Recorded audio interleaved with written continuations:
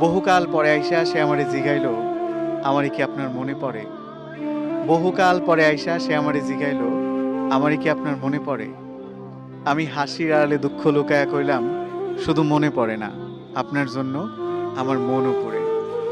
তুমি যে কথাটা বললা যে হচ্ছে আমাদের কথা কি মনে পড়ে কিনা? কিছু, কিছু মানুষ থাকে মনের মানুষ। যারা সবসময় মনে থাকে এবং তাদের জন্য মন পুড়তে থাকে তাদের কথা যখন মনে হয়। তো যার জন্য মন পুড়ে সে এসে জিজ্ঞেস করে যে আমারে কি আপনার মনে পড়ে? ব্যাপারটা এমন হয়ে গেল আরকি। আমি আমার একটা কবিতার বইয়ে লিখেছিলাম যে, বহুকাল পরে আইসা সে আমারে জিগাইল, আমারে কি আপনার মনে পড়ে? বহুকাল পরে আইসা সে আমারে জিগাইল, আমারে কি আপনার মনে পড়ে? আমি হাসির আড়ালে দুঃখ লুকায়া কইলাম, শুধু মনে পড়ে না, আপনার জন্য আমার মনও পড়ে। আপনাকে কি কেউ এভাবে বলেছে যে আমার এই কখনো ভুলে যাইয়েন না?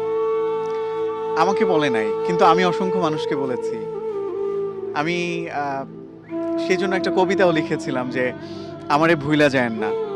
ভুল কইরাও যদি ভুইলা যান, আমি জানলে কষ্ট পামু। জীবনে কত অপ্রয়োজনীয় জিনিসই তো আমরা মনে রাইখা দেই। কবে, কোথায়, কোন পথে হাঁটতে গিয়ে হোঁচট খাইলাম। অদেখা তারকাটায় লাইগা শখের জামাটা ছিঁড়া গেল।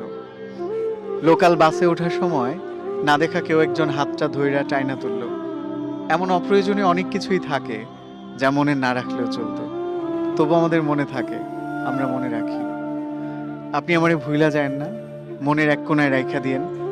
ফুল হয়ে যাওয়া ফোনের স্টোরেজের মতো যদি কখনো মনের মেমরি পরিপূর্ণ হয়ে যায়, যদি স্টোরেজের প্রয়োজনে কোনো কিছু ডিলিট করা লাগে, আপনি অন্য কিছু ডিলিট করেন। তবুও আমারে থাকতে দিয়েন মনে। যত্নে রাখেন কিংবা অযত্নে।